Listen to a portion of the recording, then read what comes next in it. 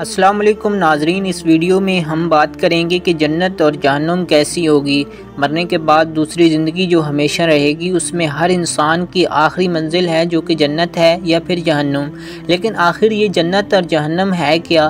کم و بیش تمام مسلمانوں کے ذہنوں میں اتنا تصور موجود ہے کہ اللہ تعالیٰ ایمان لانے والوں اور نیک عمل کرنے والوں کو آخرت میں انعام و اکرام سے نوازیں گے، جو کہ جنت کی صورت میں ہوں گے، جہاں وہ عیش و آرام کی زندگی بسر کریں گے، جبکہ ایمان نہ لانے والوں اور برے اعمال کرنے والوں کو آخرت میں اللہ تعالیٰ مختلف قسم کے عذاب دیں گے، جو کہ دوزخ کی صورت میں ہوگا، جہاں وہ تکلیف دہ زندگی بسر کریں گے۔ پہلے ہم اللہ کی رحمت یعنی جنت کے بارے میں قرآن و حدیث کی روشنی میں آپ کو چند تفصیلات بتاتے ہیں۔ جنت کی چوڑائی زمین اور آسمان کے برابر ہے۔ جنت کے پھل اور بہاریں دائمی ہوں گی۔ جنت میں بھوک اور پیاس نہیں ہوگی۔ اہل جنت سونے کے کنگن اور سبز ریشم کے لباس پہن کر تکیہ دار مسندوں پر مزے کریں گے۔ اہل جنت عقل پر اثر انداز نہ ہونے والی سفید رنگ کی لذیذ شراب پئیں گے۔ اہل جنت کے لیے ہیروں اور موتیوں جیسی شرمیلی نگاہوں والی خوبصورت بیویاں ہوں گی، جنہیں اس سے پہلے کسی جن یا انسان نے چھوا تک نہیں ہوگا۔ اب چند احادیث بیان کریں گے۔ جنت میں بیماری، بڑھاپا اور موت نہیں ہوگی۔ اگر جنتی عورت اپنے کنگن سمیت دنیا میں جھانک لے تو سورج کی روشنی کو اس طرح ختم کر دے جس طرح سورج کی روشنی تاروں کو ختم کر دیتی ہے۔ اگر جنتی خواتین دنیا میں ایک دفعہ جھانک لیں تو مشرق سے مغرب کے درمیان ہر چیز کو روشن کر دیں اور ساری فضا کو خوشبو سے معطر کر دیں۔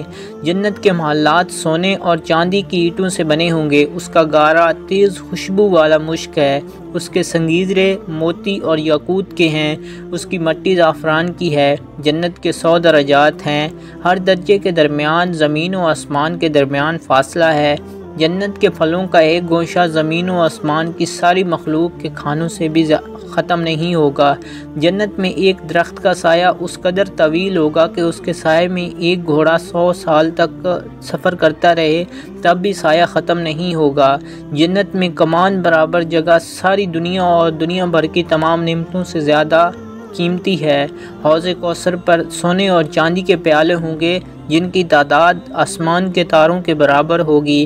اب ہم اللہ کے غضب و جلال یعنی جہنم کے بارے میں کچھ آیات ملاحظہ فرمائیں گے۔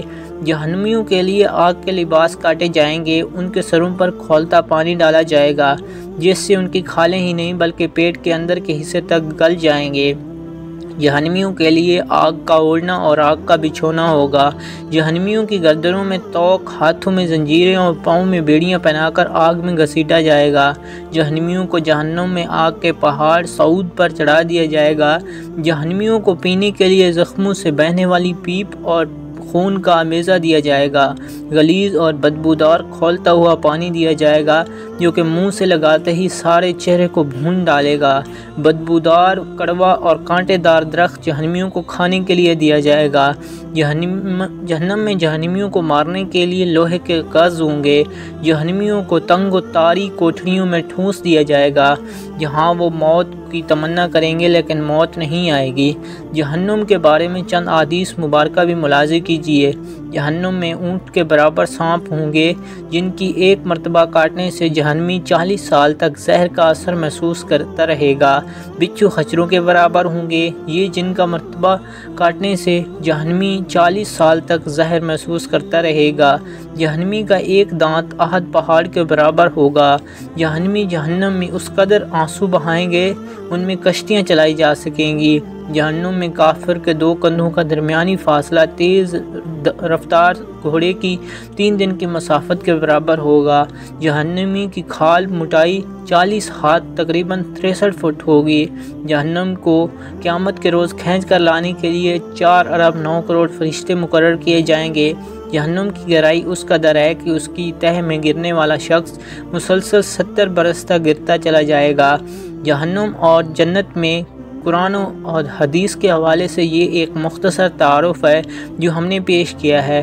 اللہ ہم سب کو بارگاہ رحمت میں جگہ دے اور دوزخ کے عذاب سے پناہ دے۔ آمین یا رب العالمین۔